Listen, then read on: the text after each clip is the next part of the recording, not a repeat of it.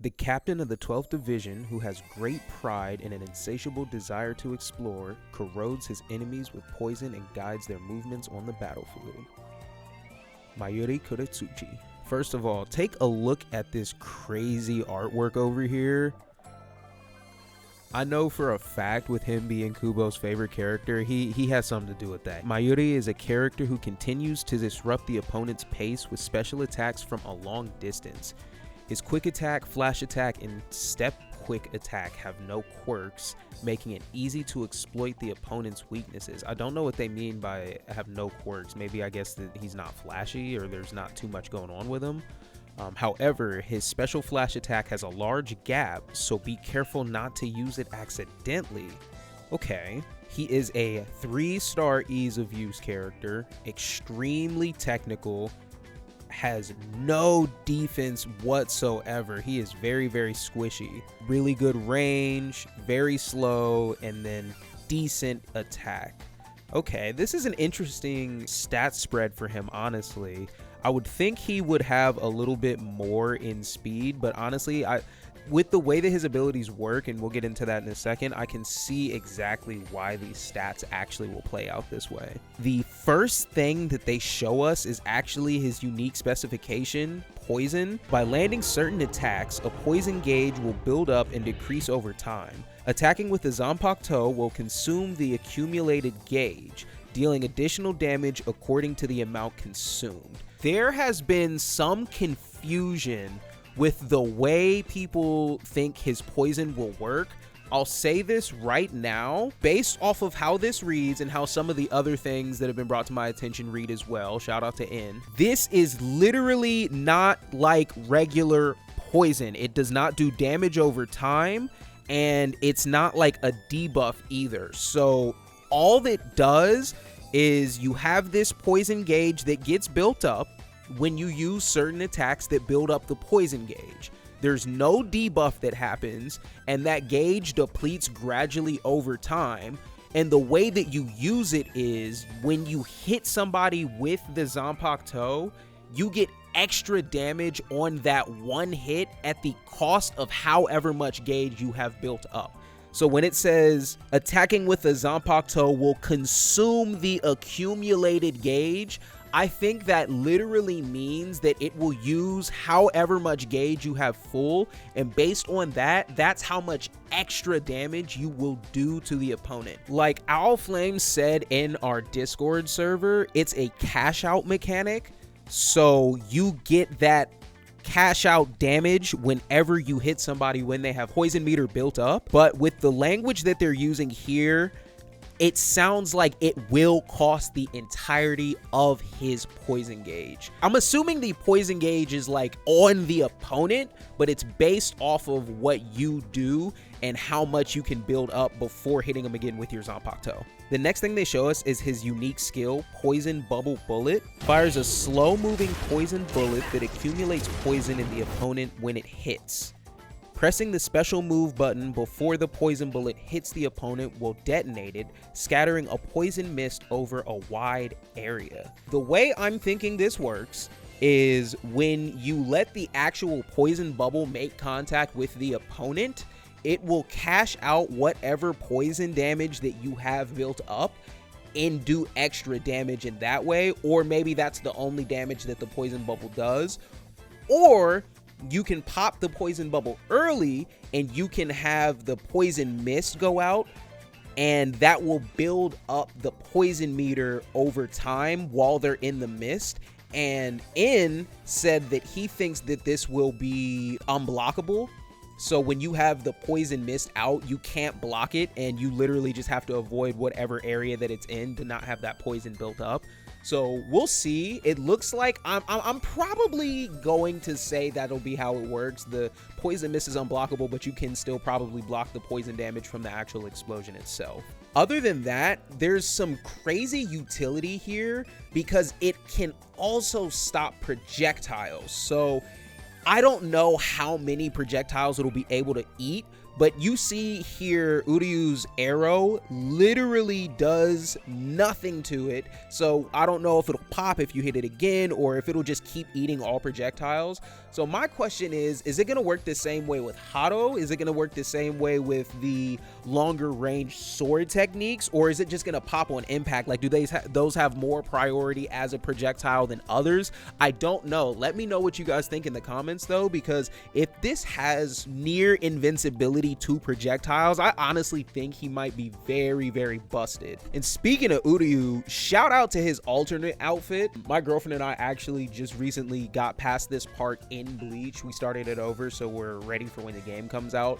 And honestly, this is like amazing to me because I'm a sucker for alternate costumes. I love alternate costumes, and the fact that we're getting confirmation of something as simple as an outfit that Uryu put on for what, like 1 or 2 episodes in the anime. I don't know how long he had it on in the manga. Somebody can definitely let me know, but that leads me to believe we're going to be getting a lot of alternate costumes for the characters that we have. And then we of course know they're not going to do Kubo's favorite, his boy Mayuri. They're not going to do him dirty. He's going to have a lot of alternate costumes.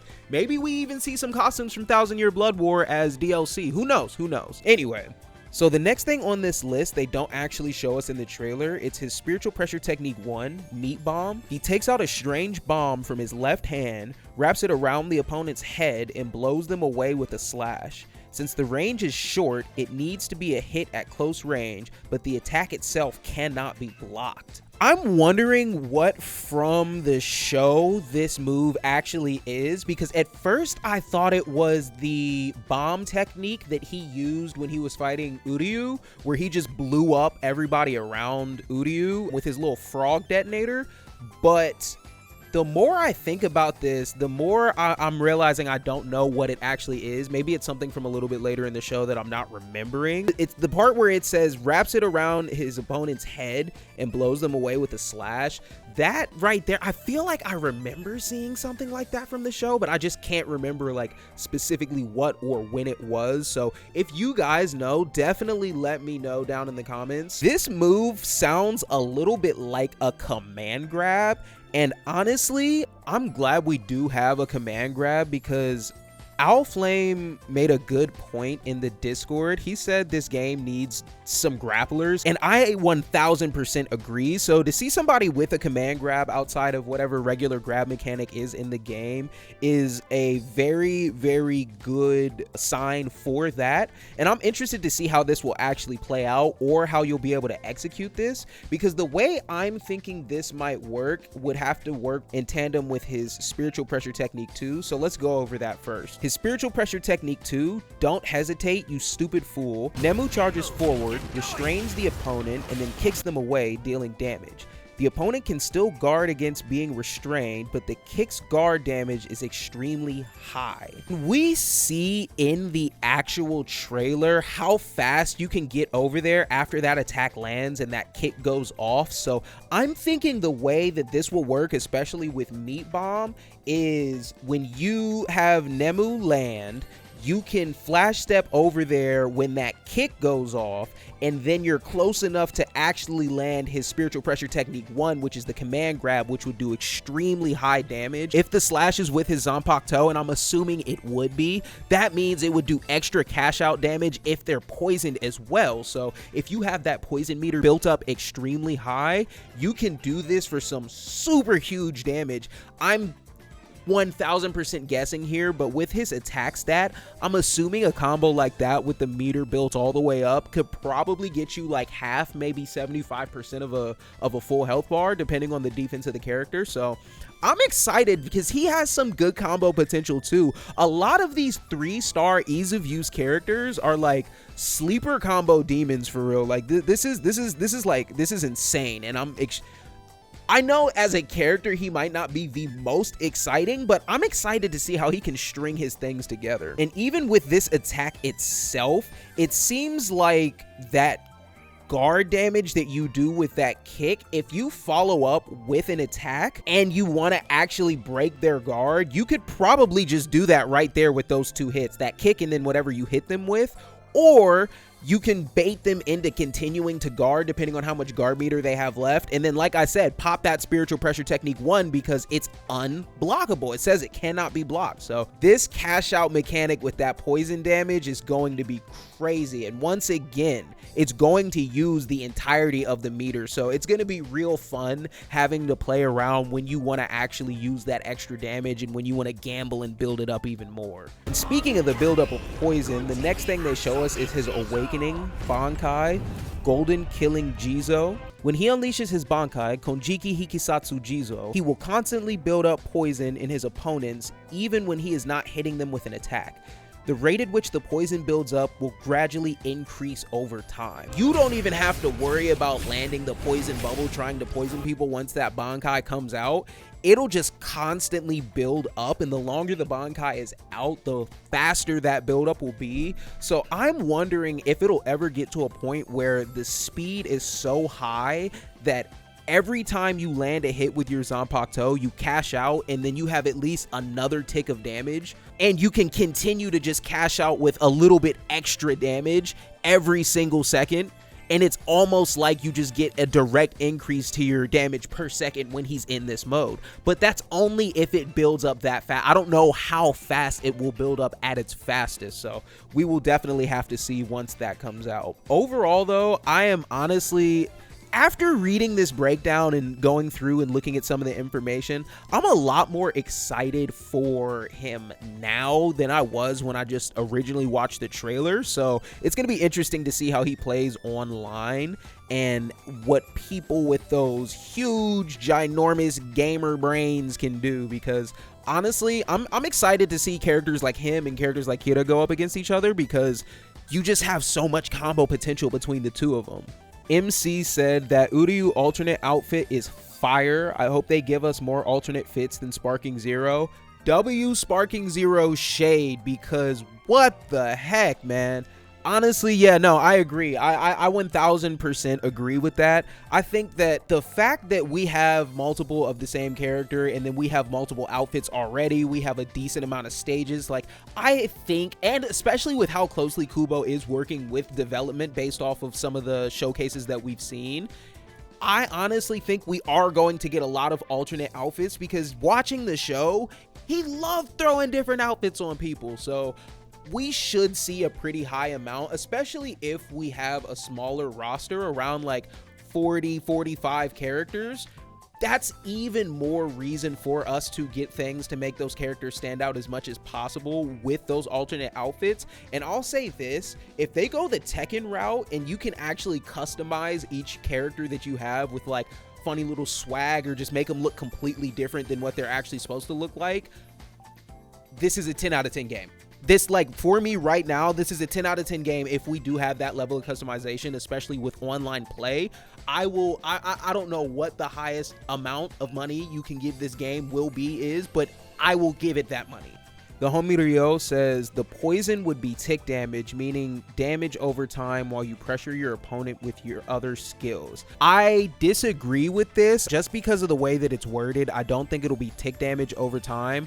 I think that the only thing that happens over time is that meter goes down unless you're in your Bankai, and then no matter what, when you hit them with your Zanpakuto, you get that extra cash out damage at the cost of whatever that full meter you have built up is. So if you only have it built up 30%, you get that extra amount of damage for that. But if you have it built up 100%, you get the extra amount of damage for that. So I think that's how it's going to work, just based off of the way that all of the descriptions of the skills involving poison are worded. Then the homie L said he might only be able to have one out at a time, but I'm not sure, in reference to the poison bubble. And Owl Flame, he says the button that makes one pops it if it's out. Honestly, yeah, no, you're 1000% spitting there, because I'm thinking the way that this will be the most beneficial is the mist itself that's created after they pop. I'm wondering if when you create another bubble, that mist stays out. As a matter of fact, let's go look and see if they even show us that in the trailer.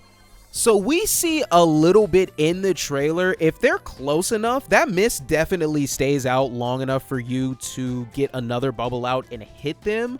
My question is, how long does it actually stay out, and can you create a minefield of mist there? Because that's that can get pretty nasty. I can see why they said that he controls his opponent's movements on the battlefield. That's gonna be hard to deal with. Yeah, guys, definitely let me know what you think of Mayuri as a character, if you're excited for him, and if not, why. Let me know who you're excited for. Let me know who you think is coming out next, and I will see you in the next one. Definitely make sure you leave a like and subscribe. Also, you can join the Discord. Link is in the description. And if you are a channel member, you get access to videos out early.